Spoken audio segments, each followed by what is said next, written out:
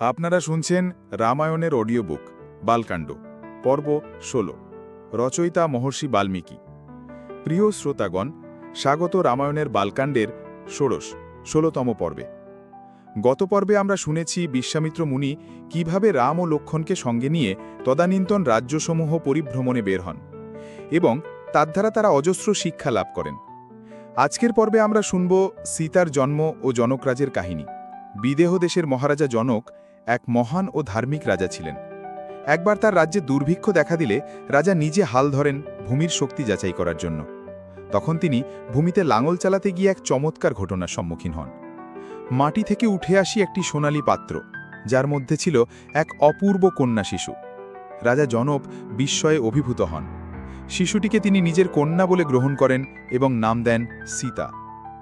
তিনি বিশ্বাস করেন এই শিশু দেবী ভূমি হতে আগত ঈশ্বরের বর।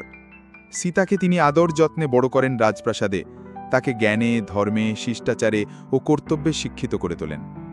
এই কন্যার লালন পালনের মাধ্যমে এক মহীয়সী নারী গঠিত হন, যার ভবিষ্যৎ হবে বিশ্বের অন্যতম মহাকাব্যের কেন্দ্রবিন্দু। বর্তমান জীবনের সঙ্গে মিল। আজকের সমাজে অনেক শিশুর জন্ম হয় অনাথ হিসেবে, অথবা অনেক শিশু পালক পিতামাতার কাছে বড় হয়। জনকের মতো দায়িত্ববান অভিভাবক যদি হয়ে ওঠেন, তবে সে শিশুর ভবিষ্যৎ আলোকিত হয়, যেমনটি আমরা দেখি সীতার মধ্যে। এছাড়াও এই কাহিনী আমাদের শেখায় সন্তান জন্মলাভের জন্য শুধু রক্তের সম্পর্ক নয়, মন ও কর্তব্যের সম্পর্কই বড়। একজন যোগ্য পিতামাতা সন্তানকে সমাজের আশীর্বাদে পরিণত করতে পারেন। এরও বড় শিক্ষা হল দুঃসময়ে নিজে হাতে পরিশ্রম করলে তারই মধ্যে লুকিয়ে থাকে আশীর্বাদ।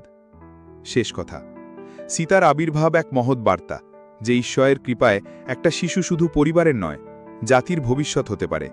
জনকের মতো হৃদয়বান অভিভাবকের হাতেই গড়ে ওঠে সেই ভবিষ্যৎ। পরবর্তী পর্বের জন্য লাইক, কমেন্ট, শেয়ার করে সাথেই থাকুন। ধন্যবাদ।